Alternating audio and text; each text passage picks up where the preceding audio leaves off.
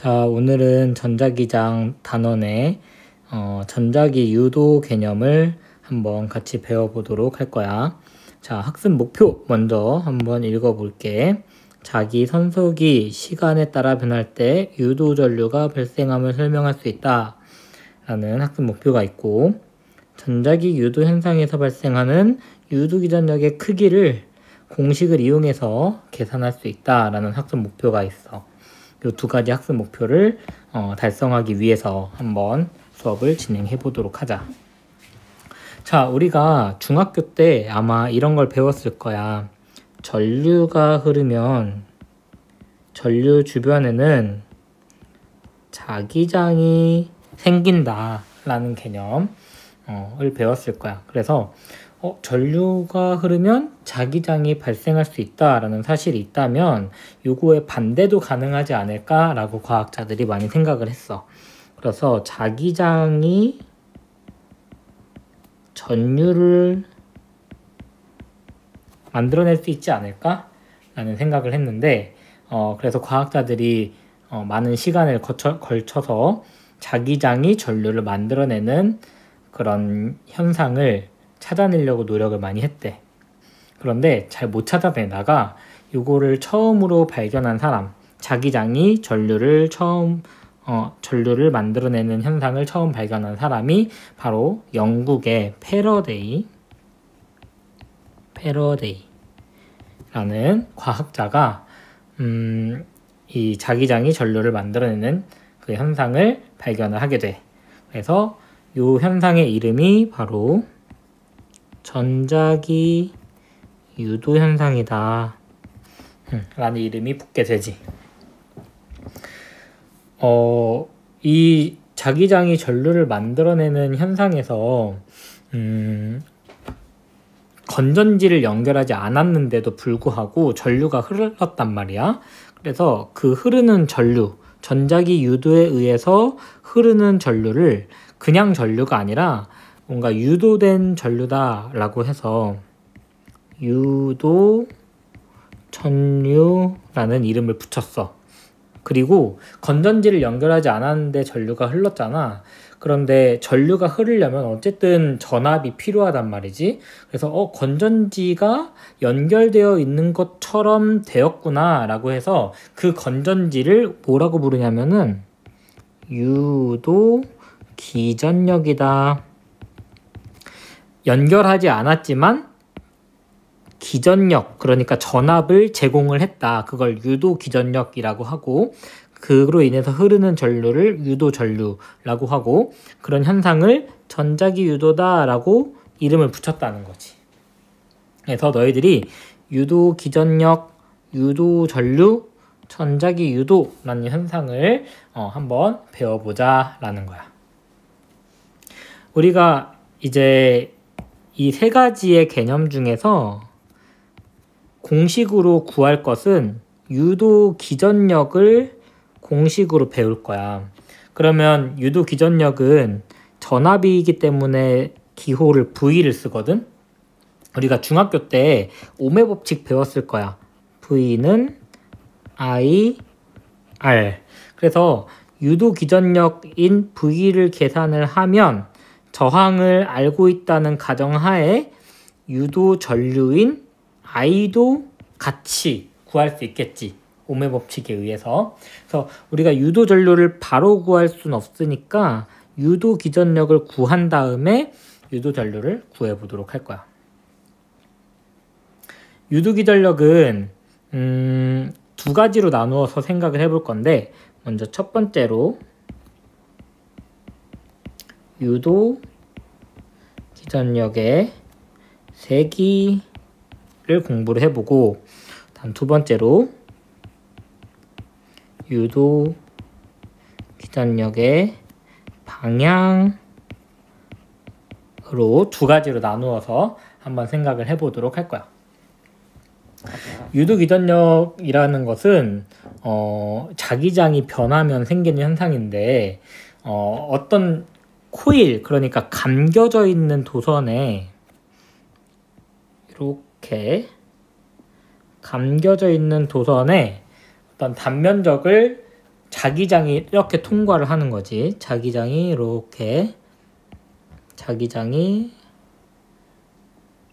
통과를 할 때 이 자기장의 세기가 바뀌면 전류가 흐르는 그런 현상인 거야. 그래서 이런 상황을 우리가 수학적으로 계산하기 위해서는 우리가 어떤 개념을 도입하냐면 자기선속이라는 개념을 도입을 하게 돼. 자기선속이라고 하는 것은 이 코일의 면적을 선생님이 빗금을 쳐볼게. 이렇게 이 면적을 A라고 할 때 이 코일의 면적을 지나가는 자기장의 총량이라고 할 수 있어. 자기선속이라고 하는 것을 적어보면 자기선속은 자기장의 세기와 자기장이 통과하는 면적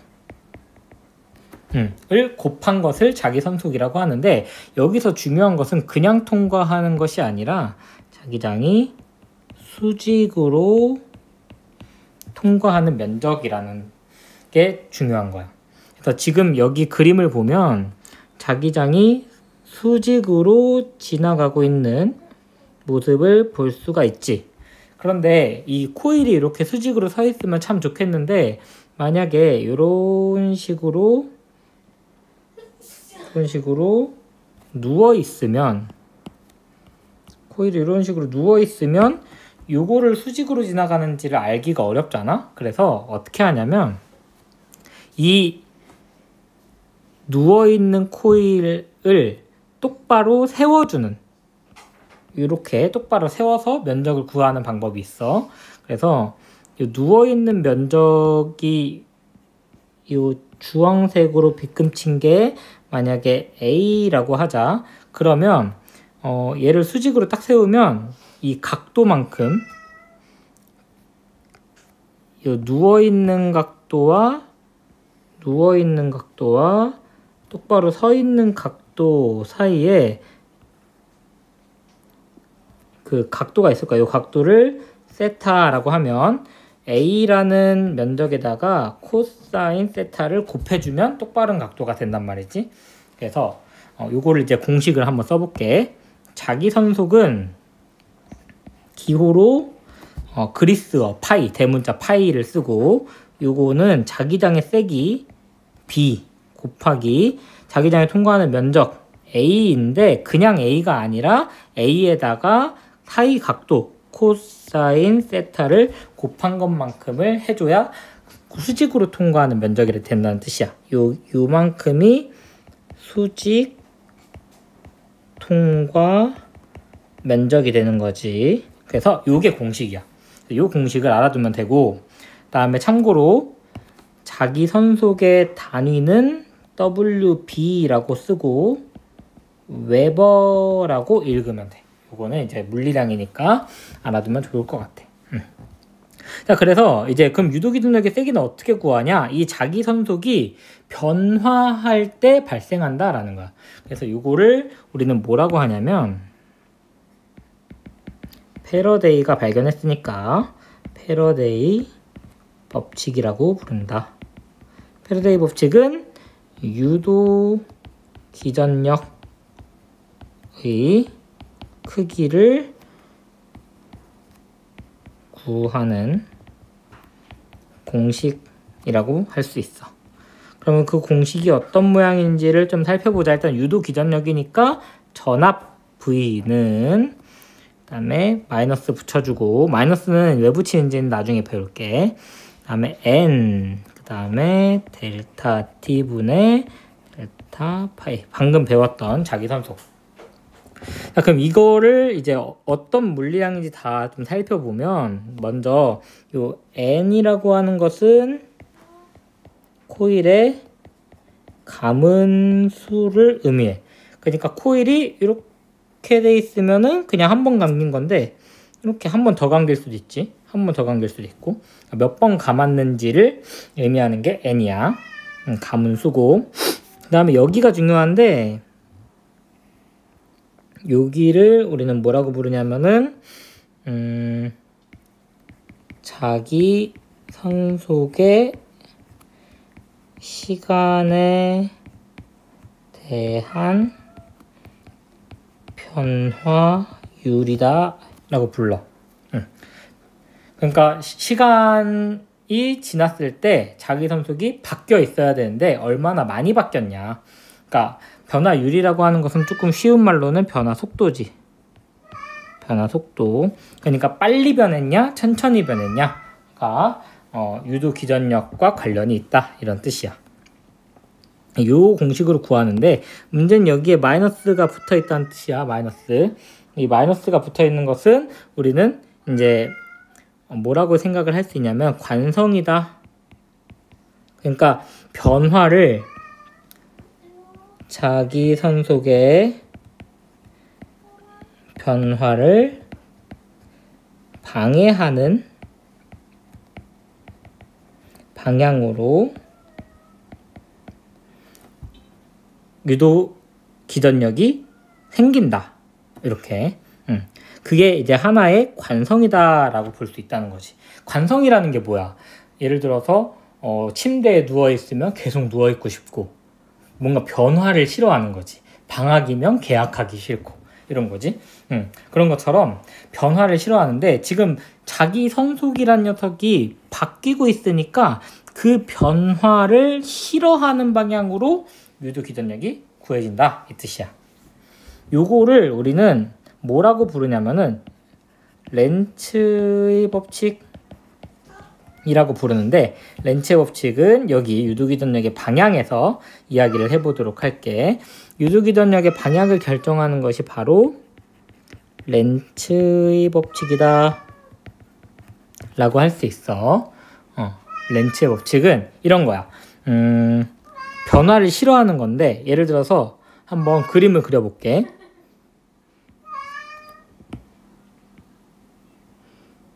이렇게 코일이 여러 겹 되어 있는 것을 우리가 솔레노이드라고 부르거든. 이렇게 원통 모양을 그리고 원통에 도선을 칭칭 감은 거야. 이렇게 감아서 여기에다가 G라는 녀석을 연결을 이렇게 할 수 있어. 이건 이제 검류계란 녀석인데 검류계는 전류의 흐름 방향을 알 수 있는 녀석이지. 그래서 여기에다가 여기를 A라고 하고 여기를 B라고 할게. 그랬을 때 여기다가 이제 변화를 좀 줘볼 거야. 이 상태면은 전류가 흐르지 않지. 왜냐면 건전지를 안 꼈잖아. 그런데 여기에다가 자석의 N극을 가까이 한번 대볼 거야. 그러면은 이 자석에서 자기장이 나오니까 이 코일을 통과하는 자기장이 점점 늘어나겠지? 점점 늘어날 거야. 얘가 접근할수록. 그럼 이걸 싫어하기 때문에 이 솔레노이드, 그러니까 코일이 감겨져 있는 솔레노이드는 이 자석이 오는 것을 방해해야 돼. 변화니까. 변화를 방해하려면 어떻게 해야 되냐면 이 자석을 밀어내는 방향으로 자기 전류를 흐르게 해야 되거든. 그러려면은 우리가 이 솔레노이드의 위쪽이 N극이 되면 N하고 N은 서로 밀어내니까 이 자석이 오는 것을 방해할 수 있겠지. 그래서 N극이 위로 가려면 우리가 오른나사 법칙이라고 중학교 때 배웠을 거야. 이제 엄지손가락을 이렇게 그리고 오른손으로, 너희들 오른손으로 따봉해봐. 따봉하면은 따봉해가지고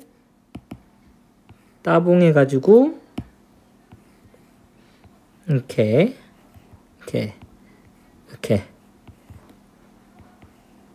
엄지손 이렇게 오른손이 따봉 이렇게 되겠지. 그러면은 이렇게 4개의 손가락이 감기는 방향이 있어. 그 방향이 어느 방향이냐면 요런 방향이지. 전류가 요 방향. 이 방향으로 전류가 흐르니까 전류가 B에서 검느개를 통과해서 A 방향으로 흐르겠지. 이게 전류의 방향이야. 그래서 유두기전력의 방향을 결정하는 것은 렌츠의 법칙인데, 렌츠의 법칙은 자석의 움직임을 방해하는, 자기 선속의 변화를 방해하는 방향으로 전류를 흐르게 한다라는 거지.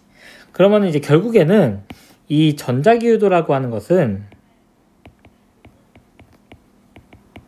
결국에는 크게 보면은 뭐에 속해 있는 거냐면, 크게 보면은 에너지 보존 법칙에 속해 있는 거야. 왜냐면 지금 자석이 움직이고 있는 것은 운동 에너지지.